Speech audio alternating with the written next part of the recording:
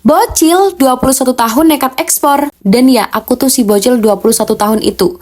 Bocil yang nekat banget jalanin ekspor sendirian. Yang ditanya orang, kok berani sih ngirim barang ke luar negeri? Jawabannya, karena kalau nggak mulai sekarang mau kapan? Awalnya, aku nggak tahu apa-apa soal ekspor. Nggak punya kenalan buyer, nggak ngerti dokumen, nggak punya modal besar.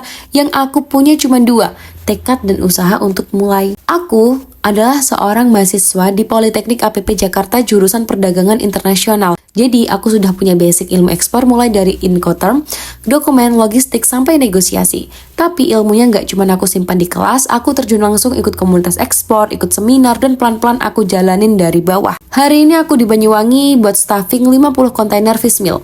Dan rasanya nggak cuma bangga, tapi juga bersyukur karena ternyata anak muda juga bisa handle proses sebesar ini. Aku belajar dari nol, salah berkali-kali, rugi pernah banget. Tapi semua itu bikin aku lebih kuat. Karena tiap gagal itu bukan akhir, itu jalan menuju paham. Kenapa aku pilih ekspor? Karena aku tahu mimpi aku nggak akan sampai kalau cuma ditulis di catatan. Mimpi itu harus dijemput, harus disamperin. Dan ekspor buat aku adalah jalanku buat buktiin kalau anak muda juga bisa kirim produk Indonesia ke dunia. Dan meskipun kerja dari pagi sampai panas-panasan di pelabuhan, aku tetap pengen kelihatan rapi, adem, dan enak dilihat. Makanya aku pakai hijab dari Lozi Hijab. Ringan banget, adem, bahannya nggak bikin gerah, dan tetap stay walaupun aku gerak terus seharian.